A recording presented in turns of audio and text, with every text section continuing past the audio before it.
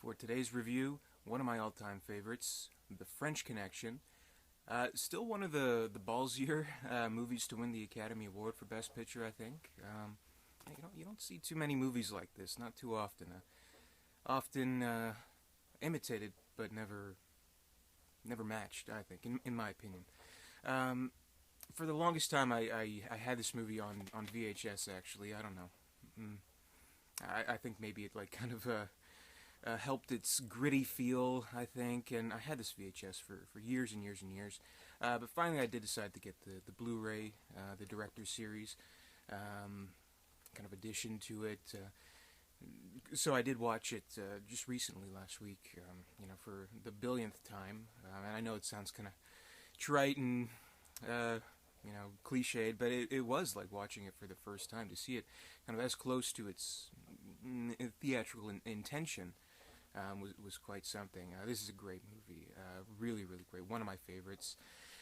Gene Hackman, of course, is brilliant in it. Roy Scheider as well. Definitely kind of, even before Jaws, it kind of kickstarted his career, made him kind of a big name in the 70s. And of course, Friedkin made him, just this one movie, kind of overnight, made him one of the most influential and biggest and legendary directors there is. He won the Oscar for it. The movie won Best Picture. Hackman won Best Actor. Scheider was nominated for Best Supporting Actor, but unfortunately didn't win. Really something. Really, really great movie. Oh, man. Kind of what it does, it takes sort of like what you've seen in like film noir kind of movies, about the obsessed cop on the case doing whatever he can to solve it. And kind of like defibrillating it, like injecting it with this gritty realism. It's really, really something. Friedkin, of course, he did come from a documentary background, so his intention and what he set out to do and what he absolutely successfully did was kind of make it documentary-like, kind of pick up and go filmmaking. I was listening to the commentary, and there's one scene where Hackman and Scheider, their characters, they're following one of the trails, and they lose them in traffic because there's a traffic jam.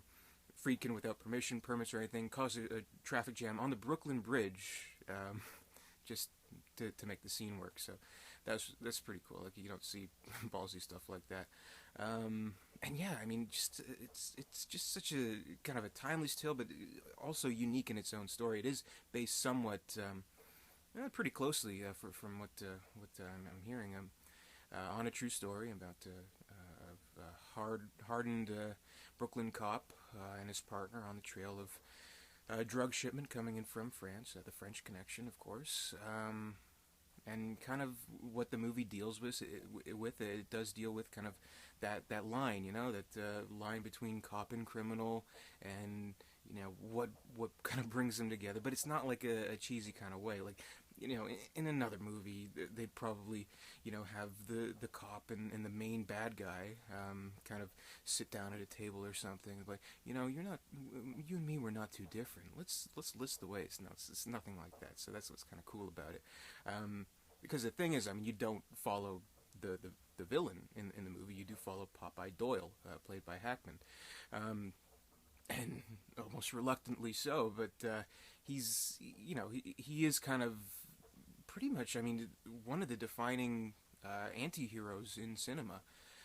You pick up senses that he's somewhat racist, and that he's willing to bend the rules, and he's just kind of, he's almost borderline like crazy, like, like he'll do whatever it takes.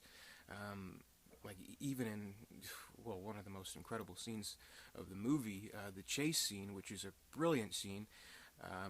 He's putting so much lives at risk just to catch this guy because he doesn't care. That's the whole thing.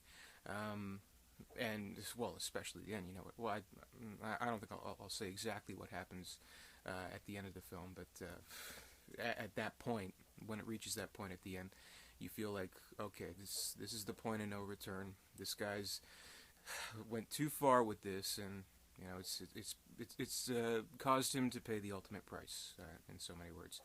And that's another thing I love about the movie. The movie is, I mean, it invites you in, and like kind of almost like again, like a documentary kind of feel to it. So you feel a part of the action.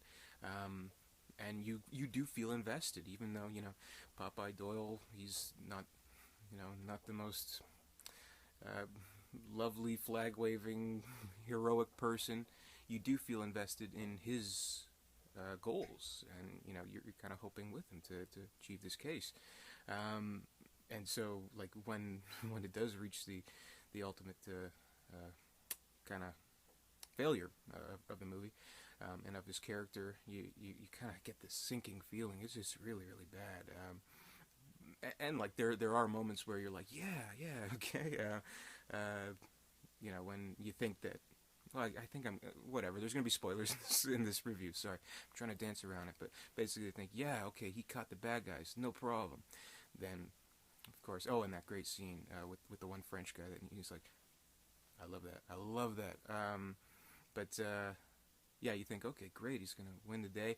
But then things go sour. He ends up shooting one of his own men, and in the one of the most heart sinking and like just like I don't know how to describe it. It's just like this kind of cold chill you almost feel at the end of the movie, where it's just this creepy, creepy music, and they show like the title crawl and like kind of the notes of what really happened after the case. Like bad guys got away, Doyle and his partner got reassigned. That's it, and that's kind of a bummer. But I applaud them for one kind of going against what we would kind of expect in like a so-called Hollywood movie. The big action shootout at the end, which we do get, which is really satisfying and really well done. And again, it does follow kind of gritty documentary style, but it's not triumphant in any way. It does kind of lead to failure, and kind of the price that he pays for his sort of, I guess, sins, I guess. And yeah, I mean, you don't see that too much. You don't see such a downer ending. Like, of course, it did follow pretty closely what happened in real life, and that's pretty much. I mean, if we're talking about the war on drugs here, there's pretty much no winners, no losers. It's just ongoing.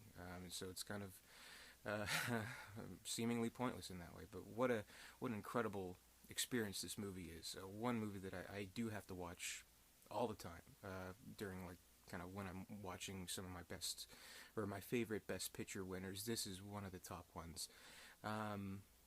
I do think it kind of deserved to win, though. Like the thing is, like A Clockwork Orange is one of my favorite movies, so I kind of feel conflicted. But I'm not, I don't like hold this movie like in any bad will because it went against a movie that, yeah, I do think A Clockwork Orange is better. But you can kind of understand why they wouldn't why they wouldn't shower Clockwork Orange with a whole bunch of awards. But I'm so happy that Gene Hackman won for his performance. Maybe other than Royal Tenenbaums, probably my favorite Gene Hackman performance. So I'm super glad he won. Friedkin, of course, who won Best Director. I'm glad he won for that. And Scheider, man, Scheider's a legend. He's great. Like, kind of the thing about the dynamic between the two characters is that Popeye is this high jolted kind of force of nature, basically, and Scheider's character, his nickname is Cloudy, so he's like really serious, really kind of getting him out of troubles. There's that one scene where Hackman took a random girl out and had anonymous sex. He's handcuffed to the bed, and he's just like, yep. Another day. It's the usual thing. I thought it was brilliant. Their dynamic is absolutely perfect in this movie. And it's just an excellent masterpiece of a film. One of my all-time favorites. If you have not watched The French Connection, even though I spoiled it for you and I tried not to, please give it a watch. It's one of the all-time greats. One of my favorites. And yeah, one of the best movies of the 70s, possibly all-time. At least one of the best cop movies you'll ever see, in my opinion. So, yeah, that's it. Thanks for watching.